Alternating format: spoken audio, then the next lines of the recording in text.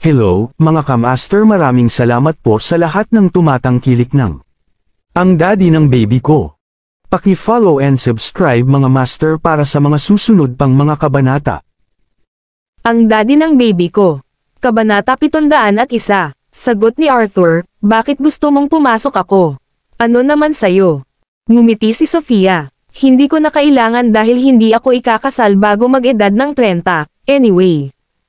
Hindi siya pumasok sa community center para makihalubilo dahil hindi rin niya sinasadyang tumira. Sa sandaling ito, biglang bumuhos ang ulan na nagkulong sa kanilang dalawa sa loob ng simbahan sa tuktok ng burol.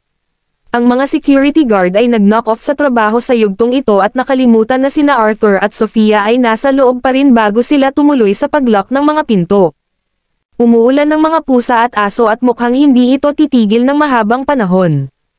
Nang tingnan niya ang oras, hindi niya napigil ang ipaalam sa kanya, sa tingin ko, ang mga tauhan nila ay nawalan ng trabaho at ikukulong tayo rito kung hindi tayo aalis kaagad.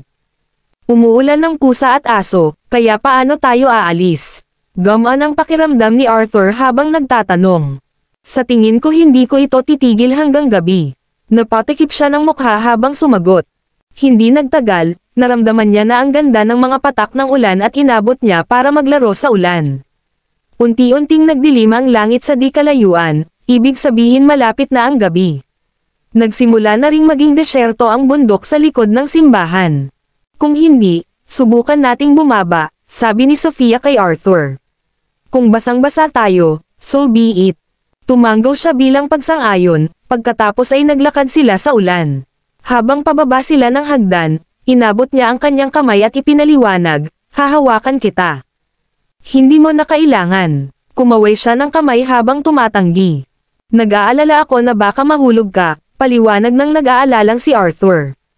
Ang babaeng ito ay paulit-ulit na masyadong walang ingat para sa kanyang kaligtasan, kaya nahulaan niya ang uri ng mga panganib na darating sa kanya ng maaga. Pagkatapos ay hinawakan ng isang walang magawang kamay si Sofia habang sila ay magkahawak kamay sa ulan at lumikha ng mga impresyon na sila ay romantikong magkasintahan. Nang sa wakas ay nakarating na sila sa ibaba ng hagdan, tumingin siya sa kaliwat kanina habang sumisigaw ng walang natatanggap na anumang tugon. Nagmura siya habang sinasampal ang sariling bibig. May uwak talaga ako kasi totoo naman ang sinabi ko. Talagang huminto sila sa trabaho. Pagkarinig nito ay napabuga ng hininga si Arthur na katabi niya dahil pinapagalitan niya ang sarili niya. Tumawa ka pa. See, we are stuck here, ungol niya habang kumukurap. Pinagmasdan niya ang paligid at napansin niya ang isang pader na may sukat na halos 2 metro ang taas sa tabi niya habang itinuro iyon. Aalis tayo dito. Nataranta si Sofia nang marinig ang sinabi nito at tumingin sa paligid. Paano ka makakaakyat sa pader ng walang hagdan? Nang ibinato niya ang tanong nito sa kanya, nakita niya itong papalapit sa dingding at itinaas ang mga braso para hawakan ang tuktok ng dingding. Pagkatapos, madali siyang umakyat bago iniunat ang kanyang kamay habang sinasabing, halika, hihilahin kita pataas. Isang nagulat na ginawa ni Sofia ang itinuro, pagkatapos ay hinayla siya nito pataas ng buong lakas. Manatili ka rito at huwag kang gumalaw. Baba ni Arthur bago siya tumalon sa lupa at inabot ang kamay para basagin ang kanyang pagkahulog. Sabay tayong bababa dahil sasaluhin kita. Hindi ko kaya dahil masasaktan kita. Magtabi, talon ako mag-isa. Nabigla siya nang makita ang layo na halos 2 metro. Tumalon. Wala siyang pakialam na basagin ang kanyang pagkahulog sa pamamagitan ng pagkarga sa kanya. Habang kinakabahan siyang gumalaw sa dingding bilang paghahanda sa pagtalon, bigla siyang napasigaw, Nag-asal ba siya na parang langgam sa mainit na tubig? Siya ay dapat na gumagawa ng pagtalon na may ligtas na mga kamay ni Arthur sa paligid niya. Buti na lang kay Sofia, na-anticipate na niya ang reaksyon nito at nang mahulog sila, niyakap siya nito ng mahigpit. Dahil sa gulat, hinawakan niya ang leeg nito at ibinaon ang maliit na mukha sa collarbone nito. Basang-basa sila bilang resulta ng pagulan at mahigpit na silang magkakilala, napakadali para sa kanila na lumikha ng hindi pagkakaunawaan. Paano mo nagawang lumaki nang hindi sinasaktan ang iyong sarili? Iritadong tanong ni Arthur sa kanya. Nakaramdam ng hinanakit si Sofia dahil siya ay may mapayapang pagpapalaki na walang mga sakuna at pinsala. Gayunpaman, Pagkatapos na makaharap si Arthur, tila napunta siya sa lahat ng uri ng problema. Habang nakaupo siya sa SUV, napansin niyang madilim na ang langit ngayon. Binuksan niya ang heater sa kotse, ngunit wala siyang magandang porma kaysa sa kanya. Nakadikit ang buhok niya sa noo at sa ilalim ng headlights, kitang-kita na sa kanya ang basang-basa niyang sando na nakaharang sa paggalaw ng kanyang kalamnan. Gayunpaman, sa isang nakakahiyang sitwasyon, sa sandaling itinulak niya ang kanyang buhok sa likod, nagsiwalat ito ng ibang uri ng atraksyon, isang puno ng kabab ang loob. Kabanata 702. Habang sina Arthur at Sofia ay kaakyat lang sa dingding, ang kanilang mga damit ay nabahiran ng dumi. Maghanap tayo ng malapit na hotel at doon tayo maligo. Binaling niya ang ulo kay Sofia at nagmungkahi. Aabutin ng halos 1 oras bago makabalik sa villa, ngunit hindi na niya matiis ang paglalakbay nang hindi muna ni-refresh ang sarili. Kahit kailan, nakarating sila sa isang 5-star hotel na makalipas ang 20 minuto. Gayunpaman, hindi niya makuha ang suite tulad ng inaasahan niya dahil lahat sila ay nakalaan ng mga dayuhang bisita na dumating para sa bagong malaking negosyo sa malapit. Sa makatuwid, mayroon lamang mga double room na available sa ngayon. Si Sofia ay hindi mapili sa kanilang limitadong pagpipilian, ngunit siya ay nag-aalala na si Arthur ay hindi magiging masaya sa kahihinatnan. Bigyan mo ako ng double room. Dahil wala nang ibang mapagpipilian, nakipagkompromiso lang si Arthur. Habang ini-check-in sila at ipinamimigay ang keycard, sumulyap sa kanya ang receptionist. Kahit basang-basa siya, nakita pa rin siya ng receptionist na medyo gwapo sa kabila ng kanyang estado. Pagkatapos mag-check-in ay pumasok na sila sa elevator. Nang makita niya ang refleksyon niya sa salamin, napa-cross-arm agad si Sofia sa dibdib niya. Oh Diyos! Nagulat siya nang makita ang kanyang puting t-shirt na basang-basa sa kanyang katawan, na nagpakita ng kanyang mga kurba sa lahat. Pagkapasok sa kwarto ay nakita niyang may banyo lang ang double room. Kaya nga, iminungkahi niya, Mr. Wise, pwede ka muna. Baka matagalan akong maghugas ng buhok. Hindi naman naabala si Arthur na kailangan niyang maghintay at sa halip, nag-alok siya ng may kagandahang loob. Ladies muna. Palibhasay na antig sa kanilang kabutihang loob, magiliw na tinanggap ni Sofia ang kanyang sarili. Sige, bibilisan ko. Pagkatapos noon, pumasok siya sa banyo at naligo para linisin ng maigi ang sarili mula ulo hanggang paa. Tinamaan at natigilan siya ng realidad nang matapos siyang mag-shower. Unti-unti niyang naalala na tanging tuwalya lang ang inihanda sa banyo. Kung kailangan niya ng bathrobe, kailangan niyang kunin ito mula sa cabinet sa labas ng banyo. Dahil wala na siyang ibang mapagpipilian, ibinalot niya ang tuwalya sa kanyang katawan at sinimulang patuyuan ang kanyang buhok. Ang malasotla niyang buhok ay humahampas sa kanyang likuran habang inaasikaso niya ang mga ito. Bukod dito, siya ay may average na taas na 5 talampakan 5 at maganda ang balat na maaaring sumasalamin sa liwanag, ang gayong kombinasyon ay nagbigay sa kanya ng perpektong hitsura. Bago siya lumabas ng banyo, huminga muna siya ng malalim at umaasang lumabas si Arthur ng kwarto para hindi makita ang kalagayan niya ngayon. Sa sandaling itinulak niya ang pinto, ang una niyang nakita ay si Arthur na naghihintay sa sopa na nakahubad ang dibdib. Nakapantalon lang siya ngayon at ipinakita ang kanyang buto sa balakang habang casual na nakaupo sa sopa. Natapos ko na. Ikaw na ang mag-shower. Nilapit niya ang tuwalya sa katawan niya, lumabas siya ng banyo at nagpaalam sa kanya sa maamong tono. Nang marinig ni Arthur ang mga salita ni Sofia, itinaas niya ang kanyang ulo at pinagmasdan ang tanawin. Isang kislap ang sumilay sa kanyang mga mata sa tanawing nasa harapan niya. Namumuhay siya ng maayos nang walang anumang hadlang o hadlang, kaya ito ang unang pagkakataon na nakaramdam siya ng pang-akit habang nakatayo ang babae sa kanyang harapan. Walang katahimikan at kailanawan sa kanyang mga mata gaya ng dati. Sa halip, ang mga mata nito ay nagniningning na parang mapapaso ang kanyang kaluluwa. Sa pagtayo niya, ang taas ni Arthur ay bumalot sa kanya na parang lambat. Agad na tumungo si Sofia para pigilan siya sa biglaang paggalaw. Sa pag-aakalang may gagawin siya nang lumakad ito papunta sa kanyang walang sando, tumunog ang komento nito sa silid. Not bad, maganda ang curves mo. Matapos siyang mahuli ng bantay, hindi siya nakaimik at hindi nakagawa ng makulit na pagbabalik laban sa kanyang sinabi. Gayunpaman, Hindi niya kailangang sabihin, palagi niyang alam ang kanyang fit sa katawan at may kumpiyansa tungkol dito. Bago pa niya ito mapaalalahanan na dalhin ang bathrobe, pumasok na si Arthur sa banyo at isinara ang pinto. Nagpakawala ng frustrated na buntong hininga, kalahating inaasahan niyang makikita niya ito na may nakitang tuwalya sa kanyang baywang mamaya, kahit na wala iyon sa kanyang plano. Kinuha niya ang bathrobe sa cabinet at nagpalit ng damit. Ito ay isang bagong karanasan para sa kanya na magsuot lamang ng bathrobe. Makalipas ang 20 minuto, binuksan ni Arthur ang pinto ng banyo para ipakita ang sarili. Tumutulo pa rin ang tubig sa kanyang buhok at nakatapis siya ng tuwalya gaya ng inaasahan ni Sofia. Sa nakikita niya, maganda ang balat nito, ngunit hindi ibig sabihin nito ay hindi napapanatili ang hugis ng kanyang katawan. Nagkaroon siya ng toned body na may nakikitang muscles, na siyang patunay na gumugol siya ng maraming oras sa paglipas nito. Mr. Wise, uuwi na ba tayo mamaya? Hinintay niyang makaayos ito bago siya nagtanong. I already asked my bodyguard to send you some clothes. Papunta na siya. Gamit ang tuwalya na iniwan niya sa kama para patuyuan ang buhok, sinagot siya ni Arthur.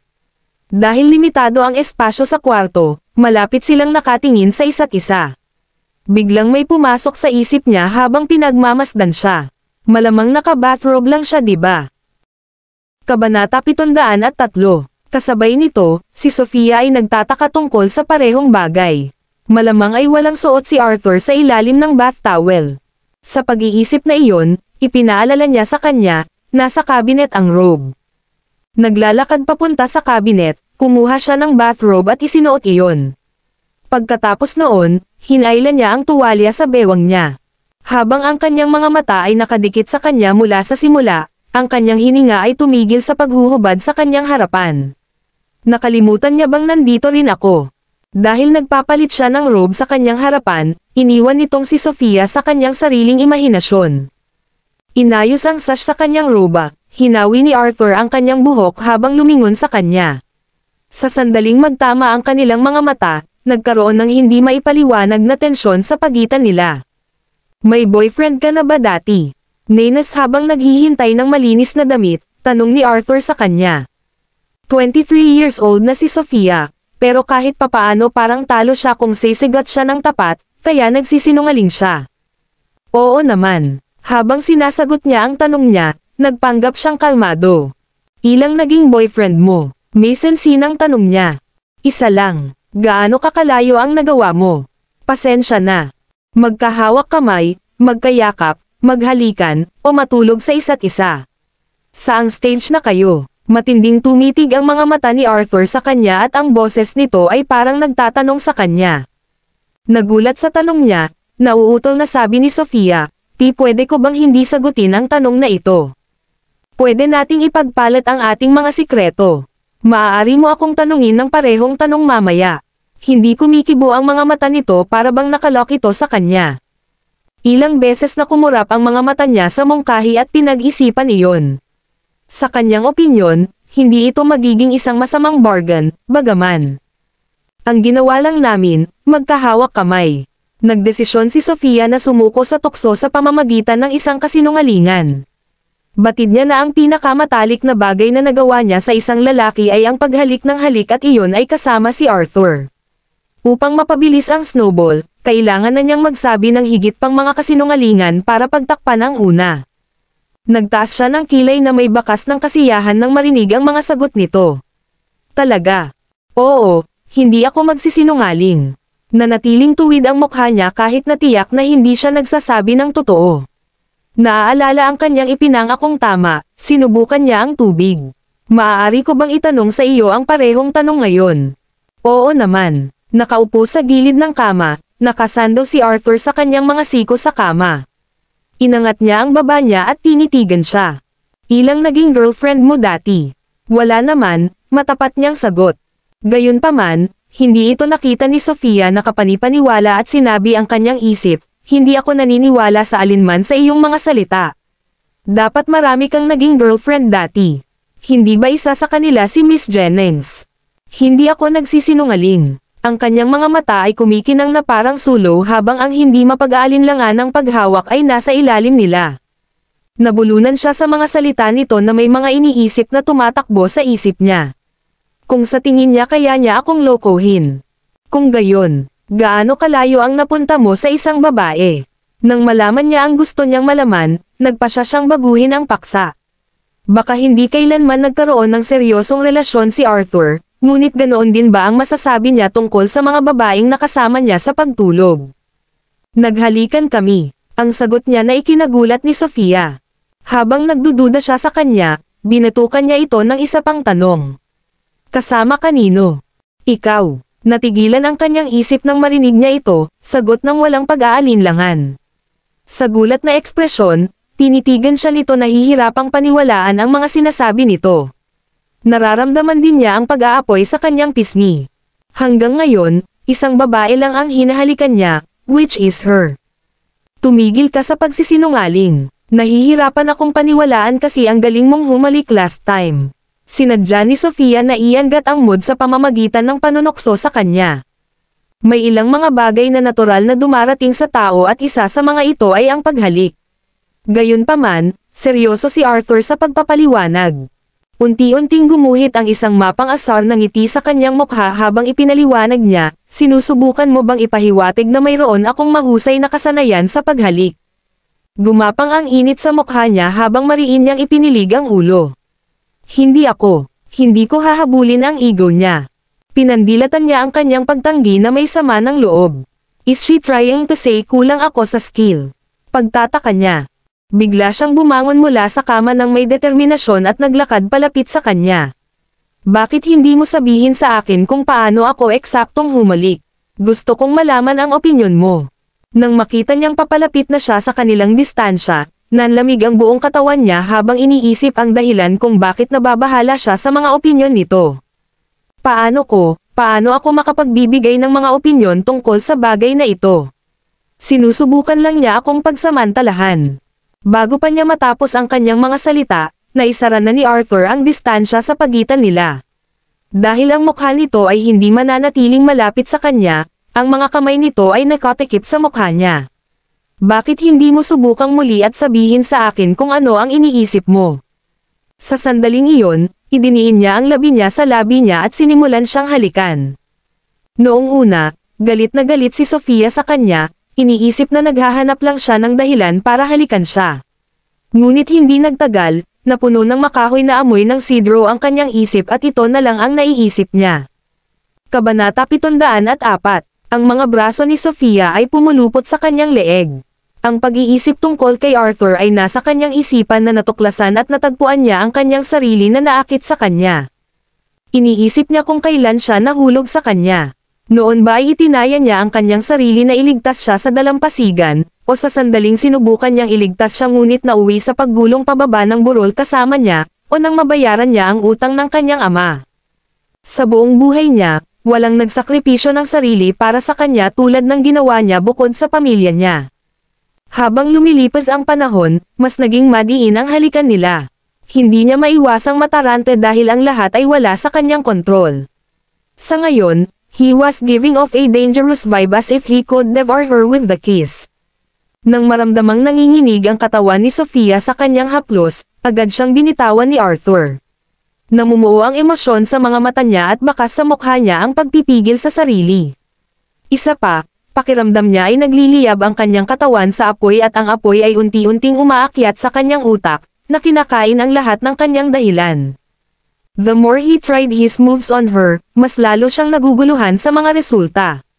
Kasabay nito, kahit na gusto niyang mag-trigger ng reaksyon mula sa kanya upang tuklasin ang epekto nito sa kanya, ayaw pa rin niyang takutin siya sa pamamagitan ng paggawa ng isang maling hakbang.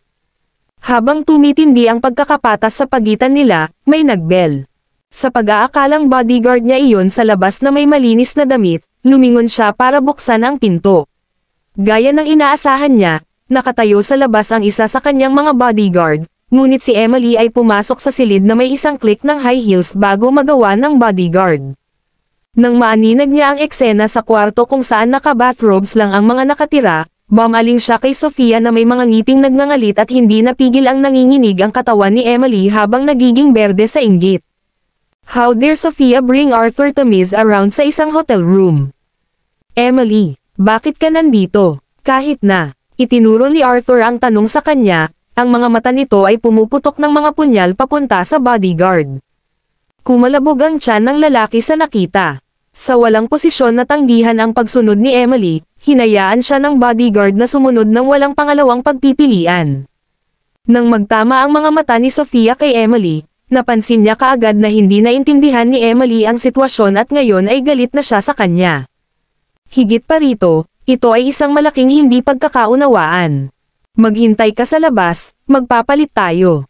Sa malalim na boses, inutusan ni Arthur si Emily. Puno ng sama ng loob si Emily habang tinitigan si Sofia sa huling pagkakataon bago lumabas. Sa wakas, pinalitan ni Sofia ang kanyang kasuotan ng malinis na damit. Dinalhan pa nila ako ng damit pang ilalim, naisip niya. Dapat ay lingkod ni Emily ang naghanda para sa akin. Pagkatapos magpalit, bumalik na sila sa villa. Sa kotse, si Sofia ang sumakay sa passenger seat habang sina Emily at Arthur ay nakaupo sa likod ng upuan. Dahil hindi sila nag-abala na gumawa ng anumang pag-uusap habang nasa biyahe, nagkaroon ng matinding katahimikan sa hangin. Biglang huminto ang sasakyan at sinamantala ni Emily ang pagkakataong mahulog sa mga bisig ni Arthur. Sakto namang lumingon si Sofia para tingnan sila. Mahinang nakasandal na ang itaas na katawan ni Emily sa dibdib ni Arthur. Umupo ka muna. Tinulungan siya ni Arthur sa pagupo.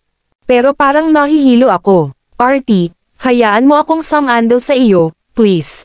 Tumanggi si Emily na hintayin ang sagot niya at kumapit sa kanya ng napakalakas. Sa pag-aayos ng kanyang tingin sa kalsada, sinubukan ni Sofia ang kanyang makakaya na huwag tingnan ang kaguluhan sa mga backseat. Ito ay isang malinaw na katotohanan na si Emily ay may gusto kay Arthur. Maliban doon, nagmula sila sa isang katulad na background ng pamilya, na nakadagdag sa posibilidad na si Emily ay magiging asawa ni Arthur. Batid ni Sofia na dapat niyang itago ang kanyang pag-asa, ngunit nang marinig niyang pinaglalaroan siya ni Emily, nakaramdam ng gusot ang kanyang puso. Sa mismong sandaling ito, nagsimula siyang maramdaman na ang kanyang isip ay nagiging maulap. Iniisip niya kung may car sickness ba siya, o dahil basang-basa siya sa ulan kaninang hapon. Naramdaman niya ang init na bumabalot sa kanyang pisngi, inilagay niya ang isang kamay sa kanyang mukha. Naramdaman ang pag-aapoy sa ilalim ng kanyang paghawak, sa wakas ay napagtanto niya na siya ay nagpapatakbo ng isang temperatura. Sir, paalisin mo na ako dito. Lumingon si Sofia sa gilid at tinanong ang bodyguard na nasa driver's seat. Inihinto ng bodyguard ang sasakyan sa gilid ng kalsada ayon sa kanyang mga sinabi. Bago siya umalis sa kotse, lumingon siya sa likod at sinabi kay Arthur, Mr. Wise, hindi kita pwedeng samahan pabalik ng villa. May mga bagay akong asisikasuhin ngayong gabi. Nang ang kanyang pangungusap, itinulak ni Sofia ang pinto at bumaba sa sasakyan. Nang makitang walang sinabi si Emily tungkol sa kanyang pag-alis habang si Arthur ay tahimik, nagpatuloy ang bodyguard sa pagmamaneho. Mga 100 metro ang ginawa niya bago itinuro ni Arthur ang isang order sa kanya. Baliktad ngayon. Saglit lang nataranta ang bodyguard bago niya pinaandar ang sasakyan gaya ng utos ng lalaki. Samantala, ang pagkababa ng sasakyan ay sumama ang pakiramdam ni Sofia kaysa kanina. Habang nakatayo siya sa ilalim ng mga ilaw sa kalye, walang magawa siyang kumaway sa mga dumaraan na sasakyan, sa pag-asang may huminto para ipadala siya sa ospital.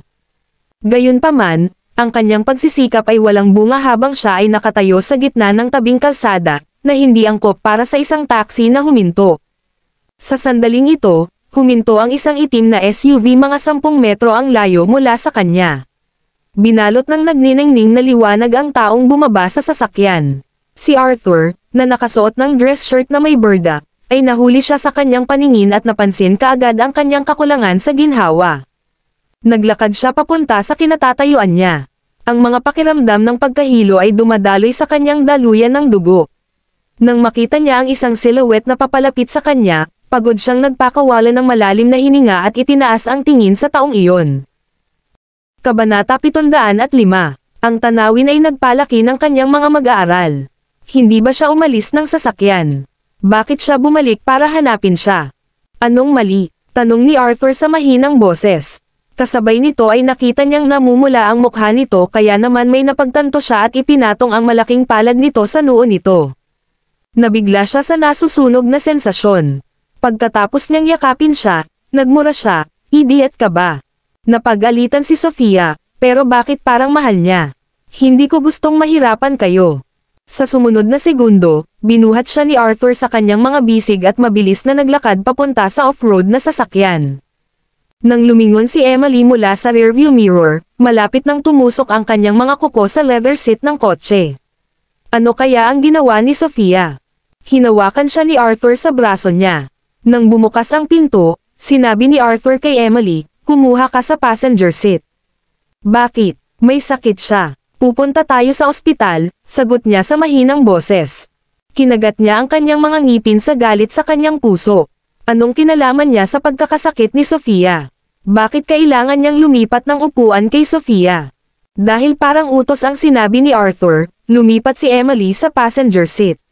Sa sandaling lumingon siya, nakita niyang hawak ni Arthur si Sofia na parang isang taong mahalaga sa kanya. Pagkaraang maghanap ng malapit sa ospital ay nagmaneho agad ang bodyguard doon. Sa emergency room ng ospital, binuhat ni Arthur si Sofia, na may mataas na lagnat. Napakasama nito na ang temperatura ng kanyang katawan ay tumaas sa 104 degrees. Agad na gumawa ng emergency measures ang doktor para mabawasan ang kanyang lagnat. Sa kama ng ospital, si Sofia ay nakakabit sa isang pagtuturo, na nagpainit sa kanyang maselang balat at mas tuyo kong hawakan. Habang naghihintay si Emily sa sasakyan, nagsimula siyang menas. Nais niyang magkaroon siya ng biglaang sakit para sumama ang loob ni Arthur at maalagan din siya. Sa sandaling iyon, bumalik ang bodyguard sa kotse at sinabi sa kanya, "Gusto niyang Master Wise na iuwi muna kita." "Ano? Mananatili ba siya at aalagaan siya? Bakit ko hahayaan si Artie na alagaan ang brat na iyon?" Nagmura si Emily sa galit. Siyempre, walang lakas ng loob na magsalita ang lalaki kaya pinaandar na niya ang sasakyan at pinaharurot paalis ng ospital.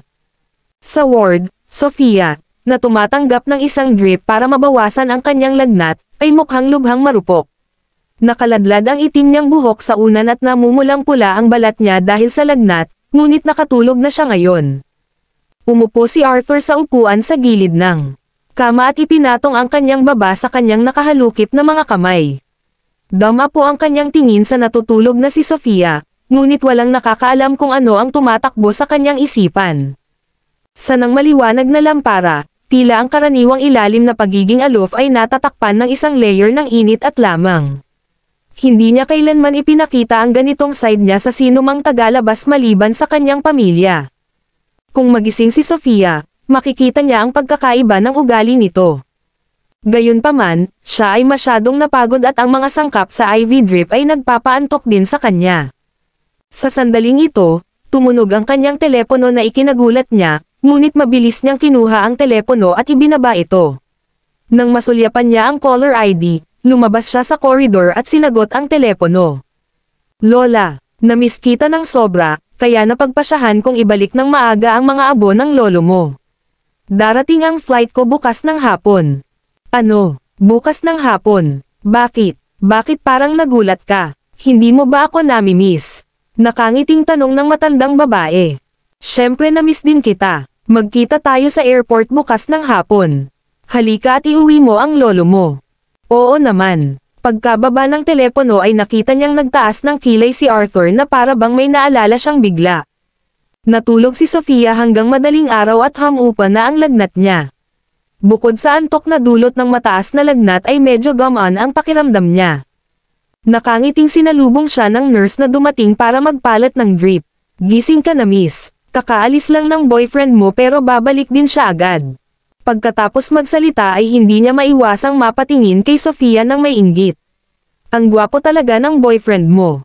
Alam ni Sofia kung sino ang tinutukoy ng nurse, kaya ipinaliwanag niya, "Hindi ko siya boyfriend." "Oh, may girlfriend na ba siya?"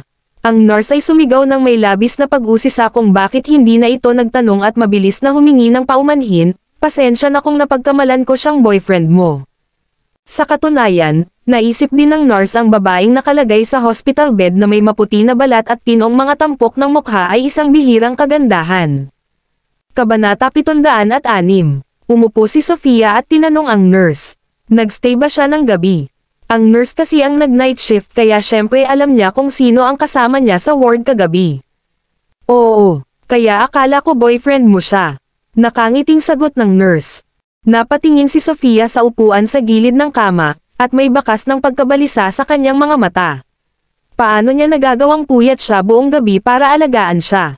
Sa sandaling ito, maririnig ang mga yabag mula sa labas ng pinto, at pumasok si Arthur na may dalang kahon ng pagkain sa kanyang mga kamay. Almusal iyon, espesyal na inihatid ng kanyang bodyguard mula sa isang marangyang restaurant. Gising ka na pala, may makakain ka. Pagkatapos magsalita ni Arthur, binuksan niya ang isang kahon ng pagkain at inabot sa kanya ang isang tinidor. Salamat, young Master Wise, mula sa kaibuturan ng kanyang puso ay nagpasalamat si Sofia sa kanya. Bumaba ang kamay ni Arthur sa kanyang noo. As if he had done this action too many times last night, parang natural lang. Nang mailagay ang mainit at malaking kamay nito sa kanyang noo, naramdaman ni Sofia ang init na umabot sa kaibuturan ng kanyang puso. Kumukurap-kurap ang kanyang mahahabang pilikmata at nahihiya na ibinaba ang kanyang ulo, hinintay niyang suriin ang temperatura ng kanyang katawan. Tila sa isang gabi, ang relasyon niya sa lalaking ito ay nasira sa ibang dimensyon. Kapag tapos ka ng mag-almusal, ipapadala ko ang bodyguard ko para ihatid ka pauwi para magpahinga, wika ni Arthur habang nakaupo. Ang kanyang malalim at malinaw na mga mata ay namumula na ngayon, at siya ay mukhang pagod, na nakikita ng hubad na mata. Bakit hindi mo sabihin sa bodyguard mo na iuwi ka na lang? Tatawagan ko ang driver ng tatay ko para sunduin ako, mungkahi ni Sofia na masama ang loob sa kanya. Tumanggaw si Arthur at sumagot, oo naman. Pagkatapos niyang tumawag, sinabi ng driver na darating siya makalipas ang ilang oras, ngunit hindi agad umalis si Arthur.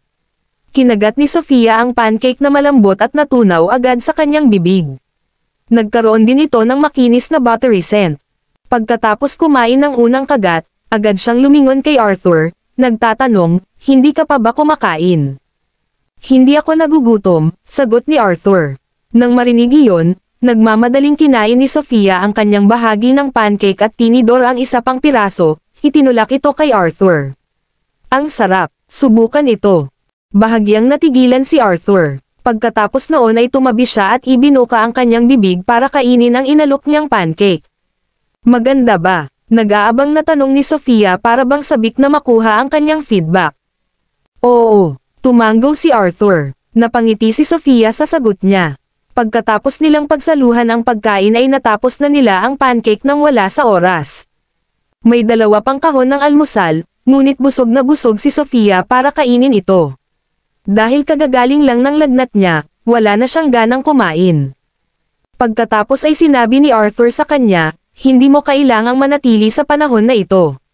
Tatawagan kita kung kailangan kita. Nang marinig iyon, nahulaan ni Sofia, aalis ka ba? Hindi, bumalik ang lola ko, dala ang urn ng lolo ko, kaya sasama ako sa paglilibing ng abo ng lolo ko, makatutuhanang sagot ni Arthur. Bagamat medyo clumsy si Sofia minsan, nakakaintindi pa rin siya ng ilang bagay. Tumanggaw siya ng matino, sumagot siya. Oo naman, dapat tapusin mo muna yan.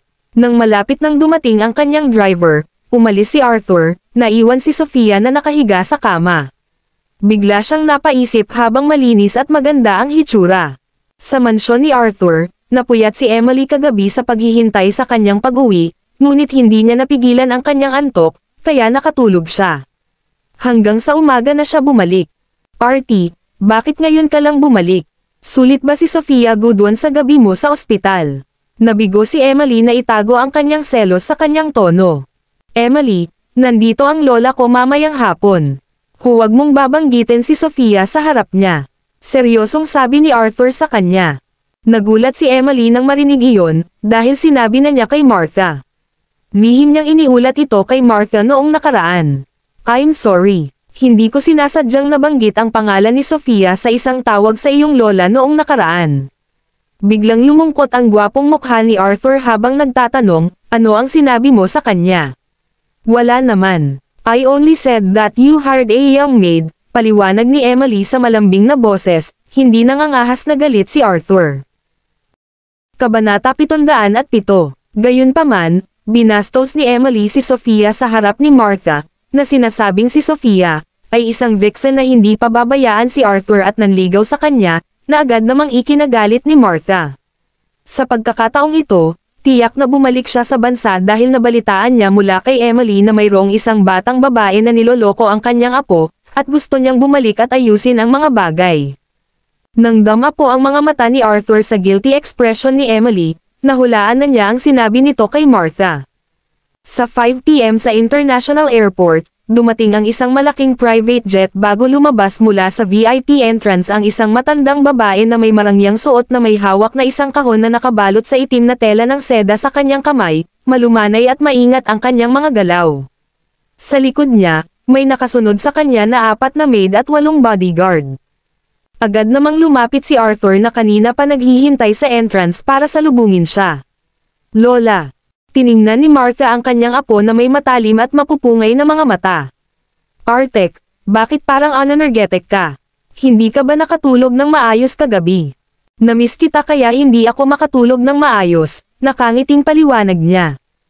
Hindi talaga ako naniniwala sa iyo. Si Martha at ang kanyang anak ay parehong nag-asawa at nagkaroon ng mga anak sa murang edad.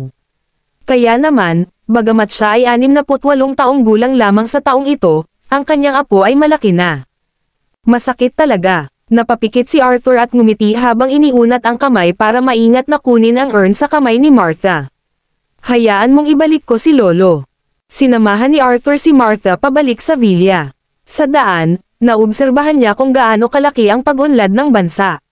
Bagamat ipinanganak siya sa ibang bansa at nanirahan sa labas ng bansa, nais pa rin niyang umunlad ang kanyang bayan. How homely. Napabuntong hininga siya. Lola, kung gusto mo dito, pwede tayong magtayo ng bahay dito. Ano sa tingin mo? Mungkahi ni Arthur. Gulat na napatingin si Martha sa apo. Habang pinapanood niya itong lumaki mula pa noong bata pa ito, alam na alam niya ang personalidad at mga kagustuhan nito. Nang sinalubong ni Arthur ang kanyang tingin, may kislap na pagkadismaya sa kanyang mga mata. May tinatago ka ba sa akin? Agad niyang tanong. Hindi. Labas dito. Sabihin mo sa akin ang tungkol kay Miss Sofia. Gusto kong malaman kung anong klaseng babae ang makakaapekto rin sa apo ko. Tumanggi si Martha na iwasan niya ang paksa. Humalaklak si Arthur. Ordinaryong babae lang siya. Walang espesyal. Kung titingnan ang reaksyon ng apo, naramdaman niyang hindi basta-basta ang babaeng ito na nagngangalang Sofia at mas naging interesado sa dahilan kung bakit nagawa nitong ipagtanggol siya ng babaeng ito ng ganito. Lola, hihilingin ko sa mga realtor na pumunta at makipag-usap sa iyo bukas. Iniba ni Arthur ang usapan. Hindi na rin nagpatuloy si Martha sa pagsisiyasat pagkatapos ng lahat, magtatagal siya rito, at sa huli ay magkakaroon siya ng pagkakataong makilala ang babaeng iyon. Samantala, bumalik na si Drake sa Goodwin Residence para pagalingin ang kanyang kalusugan. Nakita ni Sofia na ang lahat ng mga tauhan sa bahay ay naalis na, at ang kanyang ina ay nagsimulang kumain sa pagluluto. Gayunpaman, dahil medyo matagal na mula noong huling nagluto si Emma, nagpapahalaga sa kanyang kakayahan, at hindi niya sinasadyang naputol ang kanyang daliri habang naghiwa ng mga gulay para sa hapunan. Sa mesa, sinisi ni Drake ang sarili. Kasalanan ko lahat. Kung hindi ako na-set up ng Beastard na yon, we can at least hire a maid. Naramdaman din ni Sofia ang kirot sa kanyang puso para kay Emma at nag-alok siya, magluluto na ako mula ngayon. Napangiti si Emma. Ayos lang. Hindi ka yata marunong humawak ng kutsilyo. Nang makitang nagsimula ng mamuhay ng matipid ang kanyang pamilya, hindi na kinaya ni Sofia na maupo. Nagkataon lang na, binigyan siya ni Arthur ng bakasyon, para samantalahin niya ang pagkakataong makahanap ng trabaho. Sa gabi, nagsimula siyang magsulat ng resume at ipinadala ito sa maraming malalaking kumpanya online, umaasa siyang makakakuha siya ng trabaho sa lalong madaling panahon. Sa gabi, sa silid ni Martha sa villa ni Arthur, iniulat ni Emily sa kanya ang nangyari nitong nakaraang araw, na tila isang seductress si Sofia. Lola, dinala niya si RT na magpakatanga sa isang hotel kagabi, at basa pa ang kanyang pajama. After that, when I tag along with the bodyguard to send them a new set, nakita kong naka-bathrobe lang silang dalawa sa kwarto. Kabanata 708. Kumunat ang noo ni Martha. Kailan nagsimula ang kanyang apo na mahilig makipaglokohan sa mga babae sa mga hotel? Sinisira lang niya ang pangalan ng pamilya nila.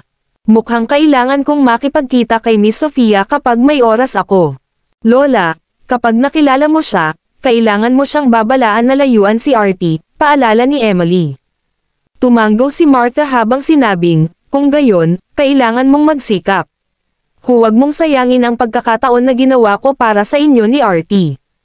Kinagat ni Emily ang kanyang mga labi at sinabi sa medyo naaagrabyado na tono, I will. Umagang-umaga, tulalang sinagot ni Sofia ang isang tawag. Hello, sino ito? Hello, ikaw ba si Miss Sofia? Ako ay mula sa departamento ng HR sa Bergua Jewelry Atelier. Inayos namin na makapanayam ka para sa trabaho sa front desk sa 10:00 ng umaga. May oras ka bang pumunta dito? Nang marinig ito ni Sofia, dali-dali siyang sumagot sa tono ng pananabik, oo, pupunta talaga ako roon. Tuwang-tuwa siya dahil hindi niya inaasahan na makakatanggap siya ng tugon nang isumite niya ang kanyang resume noong nakaraang gabi. Bukod dito, ang Bergua Jewelry Atelier ay isang high-end na brand ng alahas, kaya ito ay promising para sa kanyang karera. Pagkatapos nagmamadaling bumangon sa kama, naghilamos siya at nag-makeup bago umalis. Nang dumating ang oras para sa kanyang appointment, ang kaakit-akit na hitsura at eleganteng aura ni Sofia na nakuha niya mula sa kanyang pagsasanay sa pagsasayaw mula noong siya ay bata ay naaayon sa mga kinakailangan upang maging isang receptionist. Sofia, pwede ka nang magsimula sa trabaho bukas. Agad siyang kinuha ng manager ng HR department. Pakiramdam niya ay napakaswerte niya. Ang sweldo at kumpanya ng kumpanya ay hindi rin masama at natutupad ang kanyang mga inaasahan. Nang dumating si Sofia para sa kanyang unang araw sa trabaho noong Martes, nakita niya na sa gitna ng 6 na receptionist, siya ay inilagay sa dulong kaliwa. Kahit na sila ay nagtatrabaho sa front desk, mayroon pa ring ibang komplikadong damdamin sa isa't isa, lalo na sa mga batang babae na mas maganda kaysa sa kanila. Si Sofia ay nakasuot ng isang nasot na ang kanyang mahabang buhok ay nakatali sa likod, at ang kanyang slim figure ay nagbigay ng nakakapreskong at nakakamanghang aura. Hello, everyone, I'm Sofia, and I just started working here. Ako ay nasa pangangalaga mo. Bati niya sa kanila na medyo nagulat.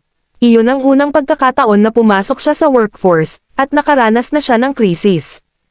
Umupo siya sa kanyang posisyon, at mayroon lamang plano sa paglipat mula sa nakaraang mga tauhan. Tulad ng para sa mga tagubilin kung paano magtrabaho, hindi nila tinukoy ng detalyado. Excuse me. Sinubukan niyang tanungin ang kasamahan sa tabi niya. Huwag mo akong tanungin. Hindi kita tuturuan, mayabang na sagot ng dalaga. Sa sagot niya, hindi na naglakas loob si Sofia na magtanong pa. Maya-maya lang ay nagring ang phone na nasa harapan niya at inabot niya ito para kunin. Hello, paano kita matutulungan? Ilipat ang aking tawag sa pangkalahatang tagapamahala ng Departamento ng Pagpaplano.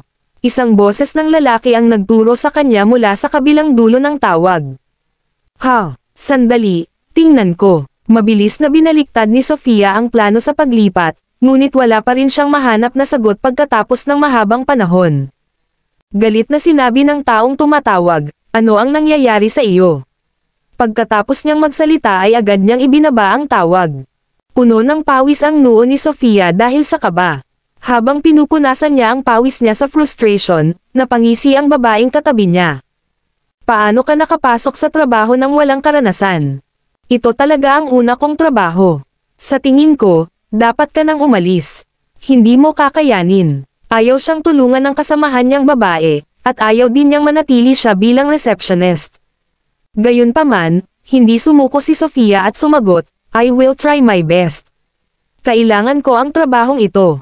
Nakatingin lang siya sa mga dokumento nang makita niya ang mga kasamahan niya kanina pa tinatamad ay biglang umayos ng likod at umakto na parang nagsusumikap. Nagulat siya sa nakita, at tumingin siya sa direksyon ng pasukan, nakita niya ang isang payat at kaakit-akit na nakatayo na naglalakad papasok. Ang babae ay si Anastasia Tillman, ang kasalukuyang presidente ng Bergua Jewelry Atelier.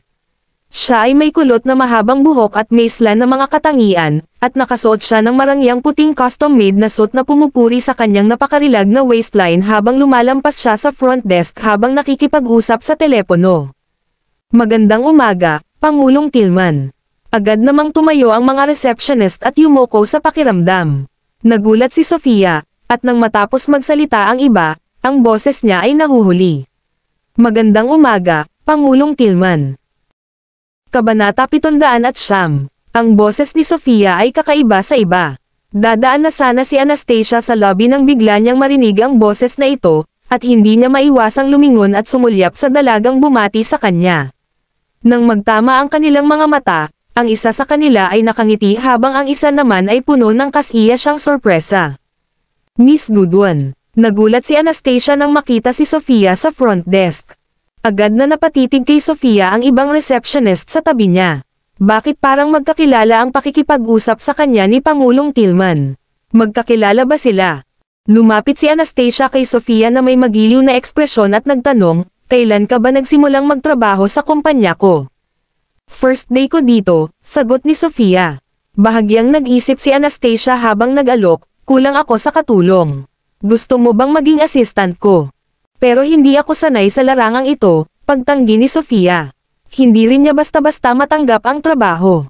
Ayos lang. Maaari kang matuto kung hindi mo alam. Saying that, Anastasia said to Grace who was behind her, pumunta ka sa HR Departamento at pangangasiwa ng mga pamamaraan para sa kanya. Pagkatapos, lumingon siya kay Sofia at sinabing, halika, sundan mo ako sa aking opisina. Kaya lang, naglakad si Sofia papunta sa elevator kasama si Anastasia sa ilalim ng mga nakakainggit na tingin ng lahat ng mga receptionist. Napuno siya ng pasasalamat kay Anastasia sa pag-aalaga sa kanya, at natuwa rin si Anastasia na siya ang naging katulong niya. Nang nasa loob na sila ng elevator, nag-aalalang tanong ni Anastasia si Sofia, bakit hindi mo kasama si Mr. Wise?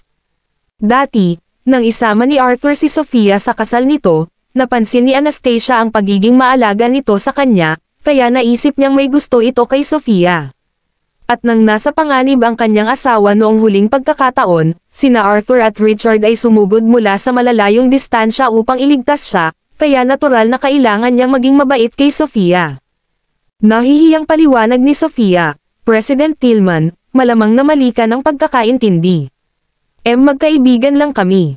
Napangiti si Anastasia. From the way Sofia carry herself, hindi siya mukhang galing sa ordinaryong pamilya. Kaya, tinanong niya, may problema ka ba sa pamilya? Hindi, gusto ko lang ng stable job. Hindi makatingin ng diretso si Sofia sa nakasisilaw na si Anastasia. Sige, kung ganoon ay makakapagpahinga ka na at makatrabaho mo ako. Kung mayroon kang hindi alam, hihilingin kong may magturo sa iyo. Paglabas nila ng elevator, itinuro ni Anastasia habang itinuro ang malapit na lounge, go and rest there for now. Napakaswerte ni Sofia na tumanggap ng ganitong paggamot sa kanyang unang araw sa trabaho. Itinaas ni Grace ang kanyang posisyon bilang katulong ng Pangulo, na ginawa nilang kasamahan. Grace, kailangan mong ituro sa kanya ang lahat ng kailangan niyang malaman tungkol sa trabaho. Kaibigan siya ng kaibigan ng asawa ko, sabi ni Anastasia kay Grace. Oo, Pangulong Tillman, gagawin ko. Tumanggo si Grace. Di nagtagal, si Sofia ay nagmamay-ari ng sarili niyang opisina, na maluwag at maliwanag, at nasisiyahan siya sa magandang tanawin mula sa mga bintana mula sa sahig hanggang sa kisame. Dahil sila ay matatagpuan sa isang landmark na gusali sa sentro ng lungsod, ang mga tanawin ay napakaganda sa paligid. Kakaupo lang ni Anastasia nang tumunog ang kanyang telepono na may tawag mula kay Elliot, na sinagot naman niya. Hello. Tumawag lang ang kasambahay at sinabi sa akin na biglang bumagsak si Lola. Nagmamadali akong umalis mula sa Financial Summit papunta sa ospital. Bakas sa boses ni Elliot ang pag-aalala. Nagulat din si Anastasia, at nagmadali siyang sumagot, pupunta rin ako. Kinuha niya ang kanyang bag at lumabas, ngunit pagkatapos ng sandaling pag-iisip, sinabi niya kay Sofia, Sofia, sumama ka sa akin. Grace, stay here and call me if anything happen. Agad namang tumayo si Sofia at sinundan siya palabas, at nang dumaan ang dalawa sa front desk at lumabas ng lobby, ipinarada na ni Adriglana ang sasakyan sa labas at hinihintay sila.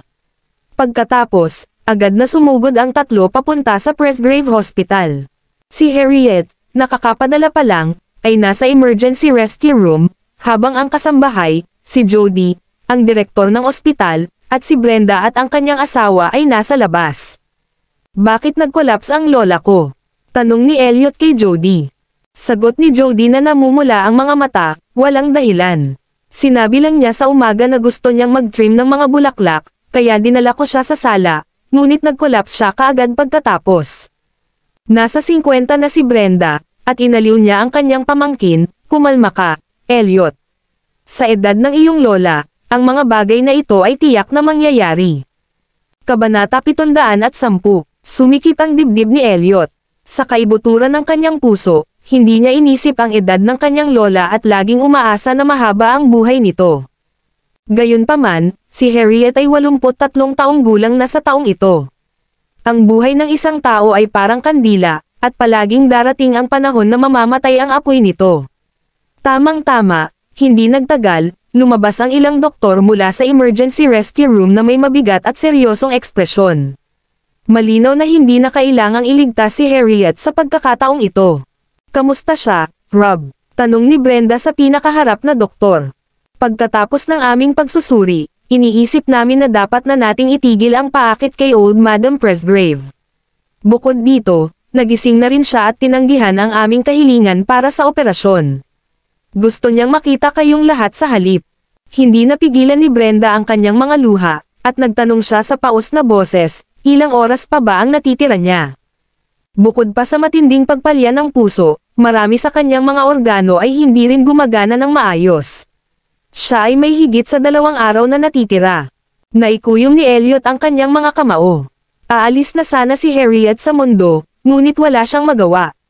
Malungkot ding napalingon si Brenda at ibinaon ang sarili sa mga bisig ng asawa, at naging malungkot ang kapaligiran. Sa mundong ito, ang pinakamasakit ay ang magpaalam ng tuluyan sa mga mahal sa buhay. Sakto namang lumabas si Anastasia sa elevator. Nang makita niya ang grupo ng mga tao sa buong hallway, kahit hindi niya alam kung ano ang nangyayari, ang kapaligiran ay nagpatibok na ng marahas na puso, at tumingin siya sa asawa. Namumula ang mga mata ni Elliot, at may bakas ng luha sa kanyang mga mata. Sa nakita, iniabot ni Anastasia ang kanyang bag kay Sofia bago ito mabilis na naglakad at niyakap ito. Niyakap siya ni Elliot ng mahigpit sa likod, may nakasikal na tunog mula sa kanyang lalamunan. Nabahira ng luha ni Anastasia ang kanyang kwelyo habang mahinang nagtanong, ano ang nangyari kay Lola? Dumaraan si Lola, paos na sagot ni Elliot. Nang marinig iyon, hinayaan ni Anastasia na bumagsak ang kanyang mga luha. Noon lang, lumabas ang isang nurse mula sa ward at nagsabi, gustong makita ng matandang Madam Presgrave si Mrs. Presgrave. Nagmamadaling sumagot si Anastasia, nandito ako. Tumanggaw si Elliot sa kanya, at binigyan siya ng tapik ni Brenda. Sige na. Nang pumasok si Anastasia sa ward, nakita niya si Harriet na nakakabit sa isang ventilator, at ang kanyang puting buhok ay naging dahilan para mas mahina siya kaysa dati. Gayunpaman, malinaw pa rin ang kanyang mga mata. Halika, anak ko. Inilahad ni Harriet ang kanyang kamay patungo kay Anastasia. Pinilit na tumulo ang kanyang mga luha, umupo si Anastasia sa tabi ng kama, at hinawakan ni Harriet ang kanyang kamay sa kanya. Ikaw ang bata na higit kong inaalala. Lola, gagaling ka pa. Hinawakan ni Anastasia ang kanyang kalungkutan at inaliw siya. Alam kong tapos na ang oras ko. Huwag kang malungkot ngayon. Wala akong pinagsisisihan. Open-minded si Harriet. Nang gustong pahabain ng doktor ang kanyang buhay kanina, agad siyang tumanggi. Gusto lang niyang umalis sa mundo ng maayos sa halip na magbayad para dumaan sa sakit ng operasyon at pagkatapos ay umalis. Lola, may sasabihin ka ba sa akin? Hinawakan ni Anastasia ang kamay niya. Pagkaalis ko, bahala na ang lahat ng usapan ng pamilya natin. Tumingin sa kanya si Harriet na may panghihinayang. Nang hiling kong ikasal ka sa aming pamilya, gusto kong bigyan ka ng magandang buhay. Lola, mahal ko si Elliot. Basta makasama ko siya, lahat kaya kong gawin. Tiniyak siya ni Anastasia, ayaw niyang sisihin ang sarili. Kapag wala na ako, iiwan ka na lang ni Elliot ng tita niya. Habang nagsasalita siya ay puno ng luha ang kanyang mga mata. Sa nakita, hindi na rin napigilan ni Anastasia ang kanyang mga luha. Habang pinupunasan ang kanyang mga luha, inaalon niya, "Huwag kang mag-alala, Lola, lagi akong mananatili sa tabi niya, at hindi ko siya hahayaang mag-isa." Habang nagsasalita siya, lalo pang umiyak si Anastasia habang nakaramdam siya ng matinding sakit para kay Elliot. Kapag nawala si Harriet, siya na ang magiging pinakamalungkot na tao dahil maagang namatay ang kanyang mga magulang noong bata pa siya, at pinalaki siya ng kanyang lola. Hindi niya maintindihan kung gaano kasakit ang nararamdaman niya ngayon. "Ipapaubaya ko sa iyo ang pamilya natin. Kailangan mong maging matatag. Huwag mong hayaang may mang-aapi sa iyo," bilin ni Harriet. Kinagat ni Anastasia ang kanyang mga labi at tumanggo. "Sige, gagawin ko." Ang paghinga ni Harriet ay naging mabigat, na para bang ang pagsasalita ay isang napakahirap na gawain para sa kanya. Nagmamadaling pinayuhan siya ni Anastasia na magpahinga, ngunit sinabi sa kanya ni Harriet, tawagan si Elliot para pumasok din. Maraming salamat mga ka-master sa walang sawang pagsusubaybay, isang like, share, and subscribe naman dyan mga ka-master. Abangan ang susunod pang mga kabanata.